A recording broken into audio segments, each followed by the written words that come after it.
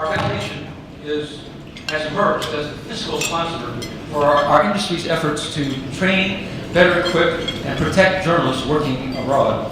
Funding goes through us into this ACOS.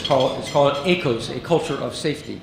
John Daniszewski, who is vice president of AP and also a vice president of our foundation, has been a real hero behind this effort to keep our young correspondents safe, to prevent any more James Foleys. John.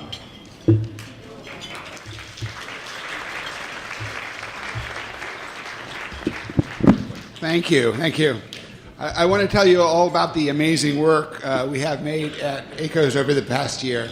But first, I think this moment requires all of us who are concerned with international news to take a deep breath and reflect on the deeply threatening situation in the world today. The United States is supposed to be a beacon of free press and for the right to a free press for the whole world. But that is not what is happening now. Over the past 13 months, the President of the United States has weaponized the phrase fake news at a time when there really is fraudulent news being manufactured and circulated on the internet. He has taken the term fake news and applied it to legitimate news and information gathered by people like us. The result is that many people often have a kind of vertigo. They don't feel there are any firm facts anymore. Fraudulent news, think Russian troll farms, is being marketed as true, and true news is being sneered at as false. Many people don't trust anything, and trust in media and in all institutions and even in society is falling away.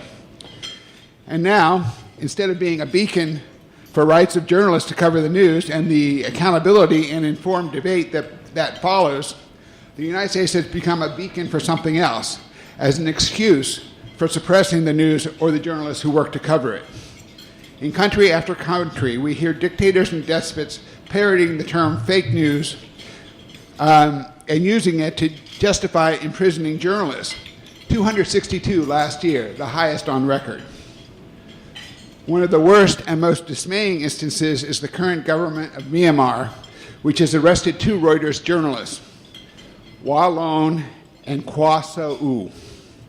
They were taken into custody on the pretext of receiving secret documents, but more likely it was for the crime of reporting. If you had not seen their special, powerful report about the mass killing in the Rohingya village of Indin, you should. Because the governments call these reports fake, it is easier to put journalists in jail. The AP has been reporting about this too. The ethnic cleansing in the regions of Myanmar, mass graves, systematic rapes, destruction of villages. AP's Pulitzer Prize-winning journalist Esther Hutson has not been arrested, but she has had to flee her home country. When AP reported recently about mass graves around one village, the government sent a, quote, truth-finding delegation of 17 people. They always mention it was 17, who came back and said, no mass graves here. However, it has not let any real journalists in. In Poland, in the last few weeks, and in Honduras, the AP has also faced these charges of fake news. As these talented young journalists who we are going to honor today embark on their careers, this is the environment they are facing. Not only will they face the same challenges and perils that journalists have always faced, but they will have the additional burden of overcoming the slander of the phrase fake news. It is not a joke. It is not a diversion. It is the verbal embodiment of a true threat. That is why all of us in this room need to stand up and denounce those who would use those 2 ugly words to undermine who we are and what we do. And we need to recommit to accurate, fair, and transparent reporting and full documentation of our facts, the best way to bury this slander. And we must continue to insist that the political leadership in the United States return the U.S. to its traditional role as a beacon for press freedom. Moral authority does make a difference. Now, I just wanted to get that off my chest. Let me tell you.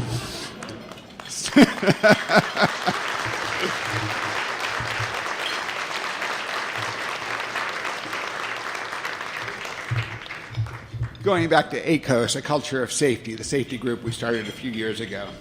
It really took off this year. We have funding from the Open Society Foundation and MacArthur. We have been involved in 14 training activities in partnership with NGOs and an unprecedented number of news organizations, including AP, Reuters, BuzzFeed, Vice, and National Geographic. More than 150 journalists have received safety training so far. And this year, for the first time, we are planning in the U.S. in May training for editors who assign freelancers to dangerous areas. As freelancers continue to professionalize and ACOS and others invest in their training, it's essential that those editors who are making the assignments to them have the best knowledge of the best practices for commissioning assignments. And ACOS is keen to develop and support this type of training for editors, and I'd like to extend an invitation to anyone in this room who would like to get involved in that. Just please see me after the lunch. And finally, we want to welcome Bill Holstein to the ACOS board. We are very grateful to Bill and to the Overseas Press Club Foundation for being the fiscal sponsor, as he mentioned. The foundation has been instrumental in ACOS's success. We share a commitment toward journalist safety, and we are proud to be associated. So thank you, Bill.